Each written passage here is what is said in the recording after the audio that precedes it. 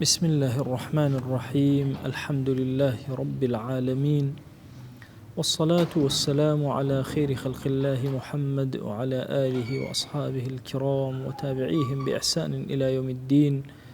ربنا أرنا الحق حقا وارزقنا اتباعه، وأرنا الباطل باطلا وارزقنا اجتنابه. ربنا آتنا في الدنيا حسنة وفي الآخرة حسنة وقنا عذاب النار.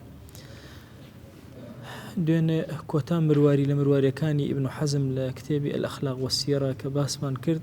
وتمان إهمال ساعة يفسد رياضة سنة. ئەگەر ئینسان نفسی خۆی بۆ یەک سەعات ئیهمالکە گوێ نەداتێ، جاری وا هەیە کۆشی کامیلی ساڵێک کە کردوێتی بۆ پەروەردەکردنی نفسی هەمووی لە دەست ئەدا. ئەوەندە خەتەرە ئینسان ئیهمالی نفسی خۆی کابێت دەوامی لە پەروەردەیە بێ، لە ئامادەکاریە بێ، لە چاکسازی خۆیە بێ. مرواری دوای ئەمە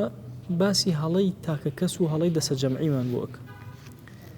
ئەفەرمێ ئەگەر کەسێک لە ئومەتی پێغەمبەر صلی الله عليه وسلم هەڵەیە بکە، ئەم کەسە هێشتا بە تاکی تەنهایە و هەڵەیەکە باشترە لەوەی دەسە جەمعێک پێکەوە هەڵەکەن کە سەریان نەبی. چۆ کاتێک کە سەر نەبوو، ئەگەر طبعاً سەر هەبوو، شۆرا هەبوو، مشۆرەت هەبوو، ئەوانە عالەمی ئیسلامی ئەگەر غەڵەتیشکە وەکو فەرمایشتەکان ئەفەرمێ چەند زعفێک لە فەرمایشتەکان هەیە لا تجتمع أمتي على ضلال. ئەگەر سەریان هەبێ و مەسەڵەن یەک ئاڕاستە بن، بەڵام یەک ئاڕاستە نەبن و هەڵەکەن، هێشتا هەڵەی تاکەکە باشترە، کەمترە زەرری هەتاوەکو هەڵەی دەسە جەمعێک. بۆی ئەفەرمێ خطأ الواحد خير في تدبير الأمور من صواب الجماعة التي لا يجمعها واحد. ئەو جەماعەتەی هەموو کەسێک کۆیان ناکاتەوە لە پشتیەوە بن، ئەگەر هات و سەوابیان هەبوو، شتێکیان هەبوو، ڕێکیش بوو، باشە، بەڵام بە مختلفی، ئەو بۆ خۆی بەڕێکی ئەکرد، ئەو بەڕێکی، ئەو بەڕێکی. ئەفەرمێ هەڵەی ئەو دانەیە لە چاکەی ئەوان باشتر، لە سەوابی ئەوان باشتر. واضحە لاتان ئەم مرواریە. ئەمە باسی چیمان بووە کە ئومەت نابێت تەفرەقەی هەبێ، ئەبێ هەرچۆنێ بێ یەک بگرن سەرێ بۆ خۆیان دابنن. بۆی ئینسان ئەگەر بە تەفریقەیی کارکە زۆر زەرر ئەدا لە دین. هەر ئەمڕۆ مەسەلەن لە کوردستانە سیرکەن، چونکە هەمومان دەسە جەمع نین مسلمانان پێکەوە کارکەین، بزان چه زەرێکمان داوە، چەند هاتوێن دو لە کاروباری دعوە و بانگەواز و ئەوانە. ئەفەرمێ چونکە بۆ وایە، بۆ لأن خطأ الواحد في ذلك يستدرك. هەڵەی تاکە کەسێکە ئیکا لەناو ئومەتە ئیمکانی هەیە ئیستیدراک کرێ و چارەسەر کرێ، بەڵام سەوابی ئەم جەماعەیە هەر هەموو پێکەوە سەر ئەکێشێ بۆ ئەوی وردە وردە ئیهمالتیانە دروست بێت لەبەرەوەی سەریان نییە، ئەوەش هەر هەمویان پێکەوە تێ ئەچن، ئەوێتە بەڵاو مصیبەت بەسەر ئومەتە، بە سەوابیش بێ. بۆی ئەبێ ئەم حکمەتەی ابن حزم زۆر بە گەورە وەرگرین. جاری وا هەیە دەسە جەمعێکی زۆر گەورە کە سەریان نییە لە سەوابان، بەڵام سەوابەکەیان زەرر لە ئومەتی پێغەمبەرەدا صلی الله عليه وسلم نەقازانجی پێ بگەین. مروارێکی تر لە مروارەکان ئەفەرمێ نوار الفتنة لا يعقدو. نوار بە معنای گوڵکردنی دار، یان بە معنای بڵێسە. باشە، ئەفەرمێ بڵێسەی فتنە کاتێک کە دەست پێ ئەکا، باشە، بە هیچ شتێک کۆنتڕۆڵ ناکرێ، یان ئەو گوڵانەی کە لە کاتی فتنە سەردەر ئەهێنن هیچیان بەرهەم نادەن، هەموویان کۆتا ئەبن. باشە، ئەفەرمێ نوار الفتنة لا يعقدو. لا يعقدو مەبەستی ئەوەیە کە پێ ناگەن، تەکامولیان تیا دروست نابێت، نەزشیان تیا دروست نابێت، پێ ناگەن. هەموو ئەو گوڵانە بینیوتانە داری مێ و طبعاً یەکەم جار داری مێ و ئەوەندە گوڵەکە دوای هەمووی ئەوەرێن شتێکی کەم ئەمێنێتەوە. ئەفەرمێ چۆن ئەم گوڵە یەکەم جار هەر هەمووی لە کاتی فتنە کە سەری دەرهێنا هیچ نییە، دوای فترەیەک وردەوە هەمووی ئەوەرێت و ئەڕوا. لەو ئەچێ یەک دوو مەرامی هەبێ ڕەحمەتی خوای لەوێ ابن حزم لە زەمەنی فتنە زۆر کات ئینسان ئەبێتە سوتوی فتنە، دروست نابێت.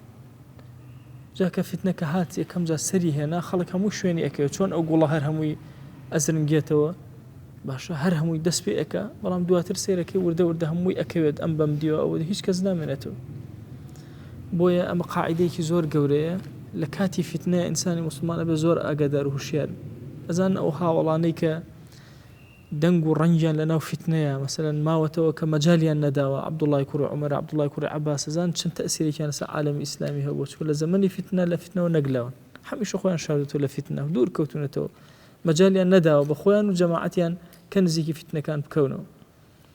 بۆیە ئەبێ ئەومان لا معلوم بێ کە بە هیچ شێوازێ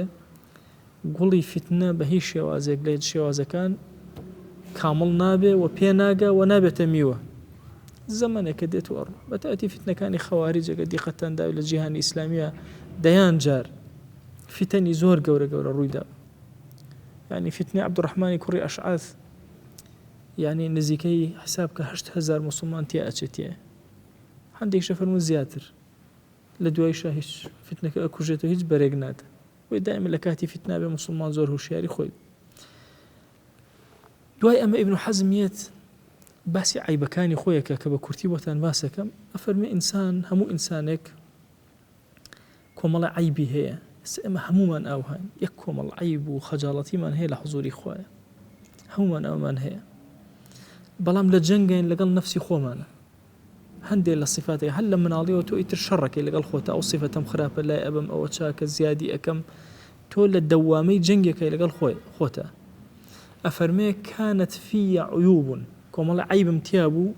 فلم أزل بالرياضة حتى ئەم دقەیەش هەر بە ڕیاضە خەریکم واطلاعي على ما قالت الأنبياء صلوات الله عليهم. زۆر هەوڵمدا بە ڕیاضە خەریک بووم لەگەڵیانە، قسەی پێغەمبەرانم ئەخوێندەوە، قسەی ئەفاضیل و پیاوە گەورەکانم ئەخوێندە، حوکەمام ئەخوێندەوە، متأخرین متقدمین لە ئەخلاقا، ئادابی نەفسم ئەخوێندەوە. ئەمانە وایان لێ کردم ئەعاننی مداواتها حتى أعان الله على أكثر ذلك بتوفيقه ومني. أفرمي أوندم أو كلمات پیاوە گەورانە خوێندەوە هەتا خوای گەورە کۆمەکی کردم وردە وردە زاڵ بووم بەسەر زۆرینیانە. جا سیر کرد ئەو صفەتە خراپانەی کە خۆت هەتە باشترین چارەسەر کە ئیبن حەزم دایناوە چییە؟ بریتە لەوەی ئەقوالی ئەنبیا و ئەقوالی سەحابە و ئەقوالی پیاوە چاکەکان و ئەوانە بخوێنیتەوە، زۆر بخوێنەوە چارەسەرێک هەر گرفتێ لە گرفتەکان کە لە تۆیە هەیە. طبعا ئینسان جاری وایە مەسەلەن صفەتێکی هەیە بینی خۆی و خوا کەس نازانێ، خوا سەتری کردو، ئەم صفەتە چۆن چارەسەرکەم، چۆن عیلاجی کەم؟ پێغەمبەران عەلەیهیمو سەڵات وەسەلام چیان وتووە لەسەرەوە، لە قورئانە چی وتراوە، لە سوننەی صەحیحە چی وتراوە، پیاوە گەورەکان عولەمای ئەم ئومەتە چیان وتووە، چونکە ئەوانە هەموو چارەسەریان پێ بوو، چارەسەری ئەو مشکلانەیان کردو، یا خۆیان پێیان تێپەڕیون، عیلاجیان بۆ داناوە. بۆیە زۆر گرنگە. ئەفەرمێ وتمام العدل ورياضة النفس والتصرف بأزمة الحقائق هو الإقرار بها. عليه تواوي عدل ورياضة نفس أم أنا لەکوێوە تۆ دەست پێ ئەکا، لەوە دەست پێ ئەکا کە یەکەم جار ئیقرار کەی لە ناخی خۆتە بەڵێ ئەم هەڵانەم هەیە، اینجا دەستکەی بە عیلاجکردن. ليتعظ بذلك متعظ. ئەفەرمێ ابن حەزم ئەفەرمێ من ئەمانە باسەکەم کە لە خۆما هەبوون، چونکە تەواوی عدل و ڕیاضەی نەفس و ئەمانە کە زیمامی ئومور بگرمە دەست و ئەمانە هەمووی کلیلەکەی بەوەیە کە باسی کەم، بۆی موسڵمانان ئیسفادەی لێ بکەن. چۆن ئەم خۆی لە پێغەمبەران و لە قسەی حوکەمای پێشوو ئیسفادەی کردووە، ئەڵێ منیش باسی یەکەم ئەم عیبانەم هەبوو، خوا نەجاتی دام. یەکەم عیب ئەفەرمێ كلف في الرضا وإفراط في الغضب. ئەڵێ زۆر لە خۆم ڕازی بووم، باشە تەکەلوفێکی زۆرم لە خۆمە کرد، ئەوانە کە لە خۆم زۆر ڕازی بووم، وإفراط في الغضب زۆریش تووڕە بووم، ئەم دوو صفەتە تیامە هەبوو. ئەفەرمێ زۆر هەوڵم دا مداواتی ئەمانە بکەم، حتى وەکو خوای گەورە تەوفیقی دام وازم لە تووڕەیی هێنا، لە قسە، لە کردەوە، لە هەڵس و کەوتما، لە هەموو. اینجا ئەفەرمێ هەر شتێک حەڵال نەبوو بۆم بە هیچ شێوازێ قسەم تیانە ئەکرد و تووڕە ئەوم تایە. ئەفەرمێ وتحملت من ذلك ثقلا شديدا. ئەفەرمێ لە پێناوی ئەمە قورسایەتێکی زۆرم هەڵگر هەتاوەکو ئەم تووڕەیەتی خۆم نەهێشت. وصبرت على مضض مؤلم كان ربما أمرضني. ئەفەرمێ ئەوەندە خۆم گرتەوە ئارام گرت لەسەر خواردنەوەی ئەو ناڕەحەت، یعنی ئەهاتنە ڕێم هەندێک جار نەخۆشیان ئەخستم، ئەوەندە خۆمە گرتەوە لە تووڕەیی هەندێک جار نەخۆشی ئەخستم. ئەفەرمێ وعاجزني في ذلك الرضا. بەڵام بابەتی ڕێزاکە و ڕەزامەند بوونەکە ئەوم پێ چارەسەر نەئەکرا. كأني سامحت نفسي في ذلك. ئەڵێ خۆم دەسم لە نفسی خۆم شل کرد بۆی مەسەلەن قبولم کرد، لأنها تمثلت أن ترك ذلك لؤم. وين بيوم وابو أجر تەواو ئیتر ئینسان هەر خۆشی لە پێش چاو بکە لە هیچ بوارەکە لە خۆی ڕازی نەبێ و جۆرێک لە لۆمە نابێت لە هەندێک شتا ئەبینە کە گەیشتۆتە کەماڵ لە خۆی ڕازی بێت لە باقیشە نە. بۆیە لە بابەتی تووڕێیەکە ئەبێ بەڕاستی هەر یەکێک لە ئێمە ئەو بابەتەی تیابێ چۆن ئیبن حەزم ئەفەرمێت زەختێکی زۆر و جوهدێکی زۆرم کاتە نەجات بێ جوهدێکی زۆر کاتە نەجاتی بێ. ئەفەرمێکێتر لەوانە سوعبەتی زۆر دعابة غالبة أغلب أحيانا كان على صعبة زورم أكرد وأنا أفرمي فالذي قدرت عليه فيها إمساكي عما يغضب الممازحة الله هرشي بمزان بران بركة ترأك ألو أنا خوم قرتو وسامحت نفسي فيها لو أنا تراك هر صعبتك بسيط وازم لي هنا إذا رأيتها تركها من الانغلاق ومضاهيا الكبر. أفرمي تصور ممكن أجر أمت أو تركيب كم بالطواوي صعبة نكم جورك لكبرم بدرسه بوي هر صعبته ككمي بران بركاني تيانا بوي بران بركاني تورنا كردايا لقى بران بركان أو صعبتانا مأكرت. أفرمي عجبم هبو عجب إنسان خوي لي أبي تشتيكي زور جورة نكر راضية لخوي سري لخوي صرة منه وبيت عجب بي واي خوي زور شتيكي عجائبة أو أنا أفرمي أم دردشم هبو زور بتندي أفرمي عقلم بردوام مناقشة لقل نفس ما أكرد إنجا عيبا كاني خوي بشان أيايو تو بوشي خود بيوايا زور عجيب أو غلطت هي أوت هي ولم يبقى والحمد لله أثر. أفرمي ورده وهم لهاد أثري عجب هل نوما نما بل كلفت نفسي احتقار قدرها جملة واستعمال التواضع. أفرمي بالكو زورم كلهم نفسم حتى هو كو زليل كم حقيري كم بشوكي كم هو بۆی بەگشتی خۆی لە پێش چاوەوە شتێکی عجایب نەبێ چونکە ئینسان تووشی عجب ئەبێ ئەگەر سەری گوناهەکانی نەکە لە حەدی خۆی تەجاوزەکە. ئەفەرمێ بۆیە هاتم لایەک ئەوەم کرد نەفسی خۆم زەلیل کرد حەقیر کرد لە بەردەم جملەتەن و بە زۆر تەواضعم بەکارهێنا دەی لە ئەخیرە عجبەکە نەجاتم بوو. ومنها هەندێک لە عیبەکانم ئەفەرمێ كانت منها حركات كانت تولدها غرارة الصبا. أفرمي هندي لهلا كانم أو بن لدايقو بن لكاتي جنجتي لا يومه طبعا أو هلاني لإستا لعمري فقيتي لإنسان دروسة بدو زور بزحمة شار سرب وفقيه بزور أجي لخوي بي أو نواتاني كلا ناخي أنا جري نواتي زور جوربة نفسيتي زور برزبه صفاتي زور جوربه هرشتك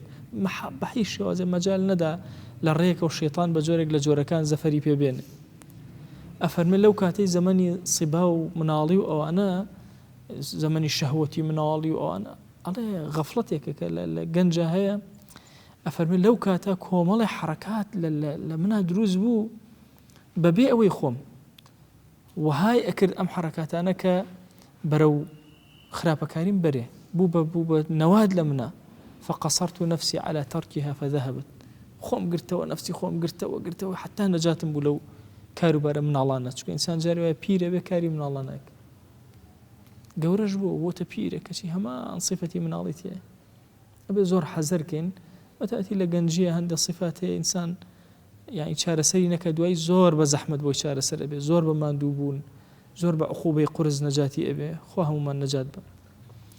ومنها محبة في بعد الصيت والغلبة عليك تلا وأنا زور حزم لو أبو هم خلق لدورة وناوبانجي من ببيستنو وهمويان ظالم بسر همو كسك على سرزية. وأنا حب يكي جبلية لإنسانة حزكنا وناوبانج درك همو إنسانك بلام نابي لحدودي خوي تجاوزك واجعل لي لسان صدق في الآخرين. إبراهيم أفرمي خوايجان زماني خلق وابك بالرازقوي باسي من كان لم بتشاك طبعي إنسان كان. أفرمي أمام زوزر بي خوشبو فالذي وقفت عليه من معاناة هذا الداء أمن خوشيك زور ما نوي كردم الإمساك فيه عما لا يحل في الديانة. هاتم أويك لدينا حرامة أو أنا مراقرت قلنا هم الرناجر بشك الإنسان والله المستعان على الباقي بشكم خواها وكريم أكابو أيترشي نجاة به. مع أن ظهور النفس الغضبية إذا كانت منقادة للناطقة فضل وخلق محمود. أفرمي نفسي غضبي لإنسانا أجر هاتو ملكتك بعقل إنسان أفرمي فضلك زور قوري شكو بشك لصفتي بابلان سبوعي إنسان يا غضبي إنسان كحزأك باشا همنا وناتوري زوري هبي لدنيايا وهم يجزال بي بسر همو دجمنيك حد دجمنيك هبي حزأك زال بسر ولا وشتيكي بسيط بي تصورك جاري منالك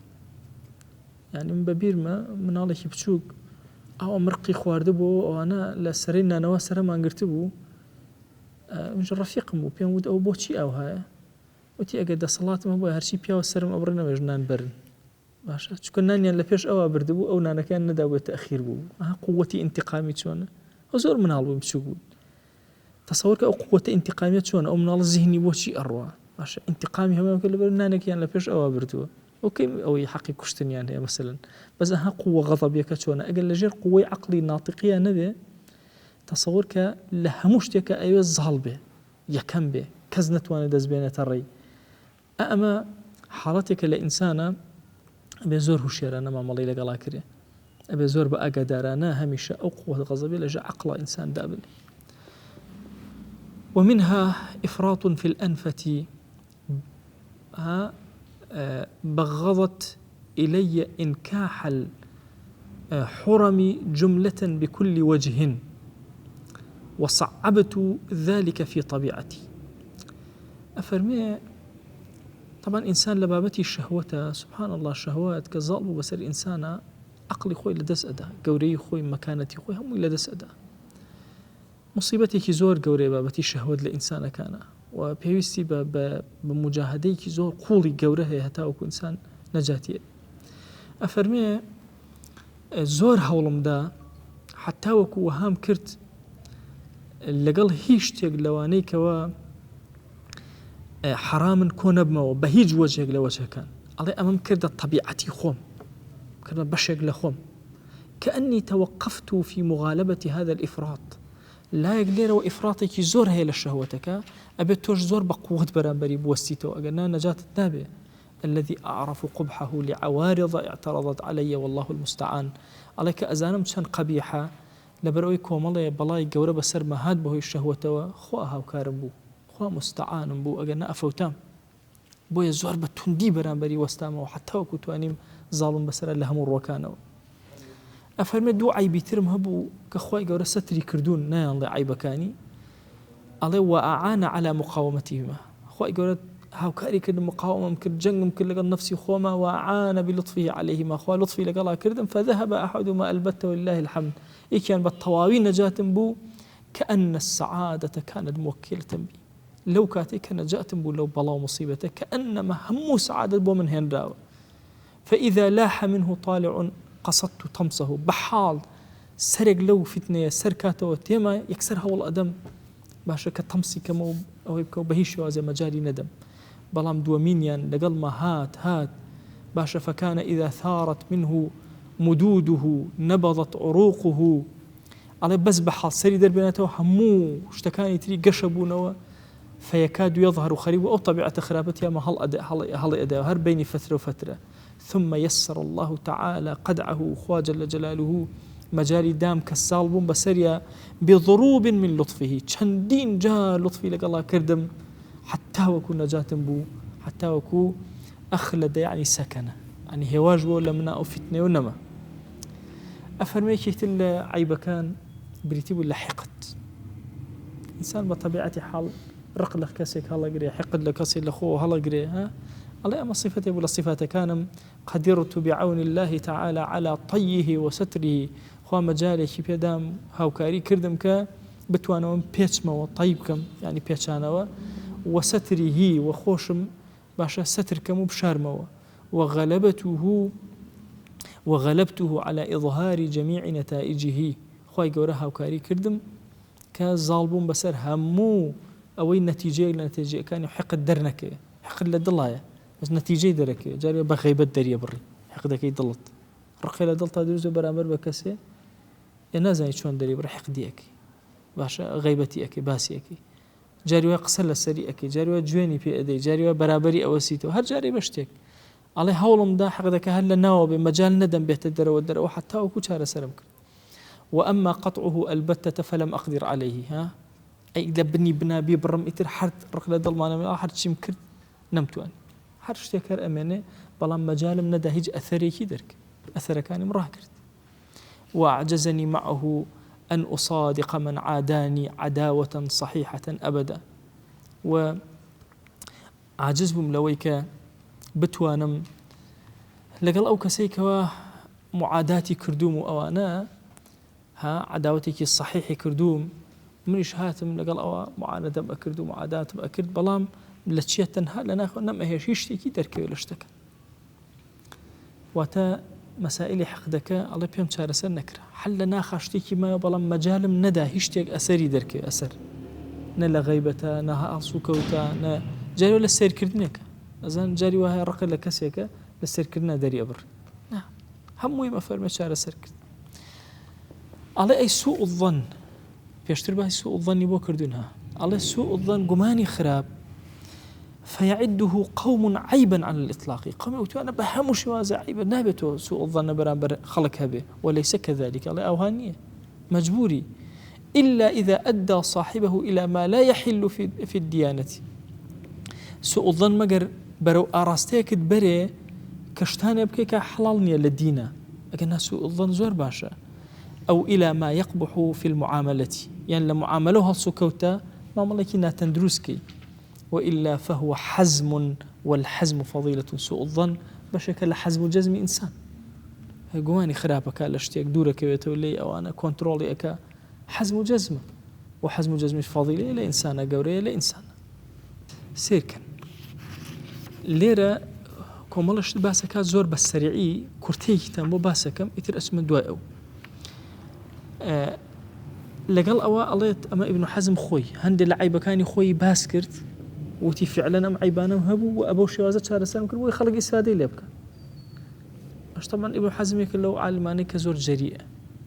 باشە شتەکانی خۆی ئەوتا وتی ئەوانە ئەو عیبم هەبوو ئەوم هەبوو الحەمدلله خوا زاڵی کردم بەسەریە بڕێکی هەرماوە چارەسەر نایە پێم هەندێک جار هەندێک کەس ڕخنیان لە ابن حزم کردووە ئەلەم بەشایەت جوابی ئەو ڕخنانە داتەوە زۆر تەفسیلی داتێ من زۆر بە کورتی بۆتان باسەکە ئەفەرمێ أما الذي يعيبني به جهال أعدائي من أني لا أبالي فيما أعتقده حقا أويك جهال على بعيب لسر مني دائما كبرامبر بدجمنا كانم جاهل دجمنا كانم كوتيانا أو جوانا دات بهشتك أو شتيك واعتقادي هي مخالفيك بكري النكري هيج جوانا دات ابن حزم أجر همو خلقي سرزي برامبري بوسته وحر جوانا داتي أفرمي بهي شوازي جوا بخلق نادا الله أم قصة أوهانية في الجملة الله بلكو لو أتش لا يخوم لنفسي خوما أما باشترين صفة بلا صفات كان ك هيج بهي شوازيك هاتوم لقلو مراعاتي بران بركانم كردوا أو أنا بلان بهي شوازيك ملم نداو بران بركان بلكو هم منتك لم نتكاني خوا بسرموا الله هر کەسێکی ئەم قسەی من پێ ئەگات و کە شوێن خەڵکی ناکەوێت بە باڵتیل و ئەوانە حەزەکەم جوان گوێ بگرێ کە من لەو بابەتە پێم وایە کە لە صیفاتە باشەکانی من کە گوێ نادایە بەرامبەرەکان چۆن و چی ئەڵێن ئەڵێ هەندێک گوتویانەکە کە حەقیقەتی نەبینیوە وتویانە هەر کەس قسەیە بەرامبەری بکە گوێ بە قسەکە نادا ئەڵێ ئەمە غەڵەتە ئەمە وەها نییە ئەڵێ ئەو کەسەی ئەوەی وتووە بە جملە وای وتووە بە گشتی وای وتووە بەڵام هەموو ئینسانێک طبیعەتی ئاوایە بە طبیعەتی حاڵی خۆی پێ ناخۆشە کە خەڵک بەرامبەری قسە بکە و طبعی ئینسان ئەڵێ من وەکو طبعێکی خۆم ئەوم پێ ناخۆشە ئەو کەسێک کە بەرامبەرم قسە ئەکا و ئەمانە بەڵام هەوڵم داوە ئەو کەسانی کە قسە بەرامبەر من ئەکەن من نەچم ڕێک بەرامبەریان بوەستمەوە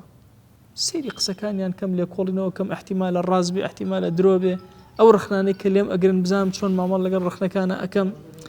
أفرمي من يشوك عالم إني كاره لهذا باشا من شيء من بينا خوشة إلا لضرورة داعية إليه مما أرجو به قمع المستشري في النيل مني الله هند جار بوي إهمالم كردوا بوي واز بيني كوتاي بي بيني أجرنا حد لسري بالروم أو لسري برا درجة أكيش إن جاء الله سيرم كردوا أجر دروزن بو بي بحق لحقي منا خوار رجل رجال طولي كردوتو أجر صادق يجبو بي أفرمي لسي حالات بدرنية احتمال من مشاركة كردبه لقليا لو شتا أو كاتا مثلا من قسم كرو لسر إيش قصي كرو لسر من مشارك بون هردوكمان أو كوي جونه باري باشا يان أفرمي لەوە ئەچێ شتێک لە نەزەری ئەوە پێ عیبە قسە لەسەر من ئەکا لای خۆی عیبە لای من عیبە نییە لە حەقیقەتە عیبە نییە ئەفەرمێ ئیش خۆی و جەهلی خۆی خەی ناکە با بڕوە ئەفەرمێ لەوە چێ عیبداریش بکە بە عیبێ فعلا لە عیبەکە لە منە هەبێ لە حەقیقەتە من نقصان بم لەمە لەوە چێ زۆر ڕازگۆ بێ لەمە کە مادام ڕازگۆیە لەمە ئەبێ من لۆمەی نەفسی خۆم کەم لۆمەی ئەو نەکەم ئەبێ بێم خۆم چارەسەرکەم نەک بچم جارێکتر لە بەرامبەر ئەو بوەسمەوە قسە لەسەر ئەو کەمەوە قسەکردنەوە هیچ ئیسفادەیەکی نییە ئەفەرمێ لە لای دوژمنەکانەوە لە لای دۆستەکانەوە ئەفەرمێ خۆم نەگرتوتەوە لەوە ئەگەر دۆستەکانم قسەیشیان کردبێ با بڵێن جوانی و مامەڵەیەکی جوان و پیان و ئەو شتت هەڵێ و ئەوانە ئەڵێ چارەسەرم کرد چوم عیلاجم کرد گوێم لێگرت و هەوڵم داوە اینجا ئەفەرمێ هەندێک کەس زەمیان کردوم لە هەندێک بابەتە مەسەلەن زۆر لەسەر قورس لەسرم وەستاونەتەوە ئەوانە ئەفەرمێ ئەو بابەتەکان بابەتی عیلمین ڕەبتی بەوە نییە مەسەن بۆیە من جوابیان نادەم بە عیلم جوابیان ئەدەبوو حەقی بەسەر ئەوە نییە اینجا ئەفەرمێ هەندێک کەسیش طبیعەتی ئەو هەیە کە حەزی بە زوڵمە حەزی بە زیادە ڕەویە لە حەقی خەڵکە قسەی کرد لەسرم یامەتە دەستی خوا زۆر گوێم نەداوەتی ئیتر ئەفەرمێ مەسەلەی حەسەد و درۆ و خیانەت و ئەمە ئەفەرمێ بە طبعی خۆم بە حەیاتی ئەمانەم نەزانی نە خیانەتم کردو نە حەسادەتم بە کەس بردو نە درۆم کردووە باشە ئەڵێ هەرچی سێرەکەم خوا پاداشم ناداتەوە لەسەر ئەمە هەر بە طبع ئەم شتانەم تیانە بۆ ڕقم لێ بوو ئەفەرمێ من عيب حب الذكر أنه يحبط الأعمال إذا أحب عاملها أن يذكر بها فميك لقورتين كشكان لعيبي أويك خلق باست قال أأمي أويك أو كسأجر بيه خوش بإيشي كر خلق باسي أو إيشي بكا بتشاكا فرمي أو هل أوشته وكردوك فكاد يكون شركا نزيك شرك به نزيك إيشكي تنها لبينا يأكل خلق باسيكا وبخوينا كل شري قرادان بوتيا لأنه يعمل لغير الله شو إيشي وغير خوا كردوا فهو يطمس فضائل كان هم لا أبا لأن صاحبه لا يكاد يفعل الخير حبا للخير بحب خير وخير ناكا تنها لبينا أو خير كان كابو خلق باسيكا وهجني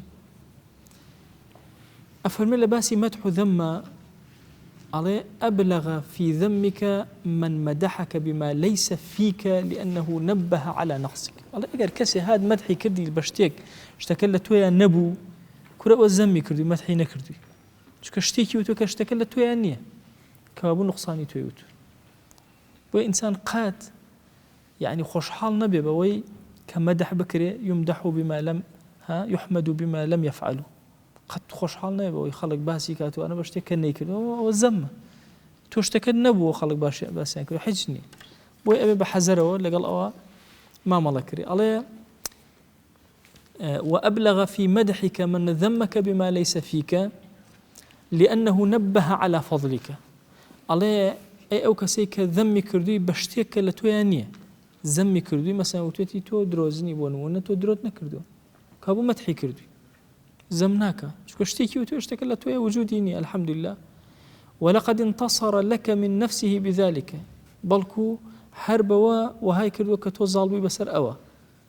وباستهدافه إلى الإنكار واللائمة وهاي لها تودواتر هر خلق خوي إنكاريا ليه كردو لو ما ينكردو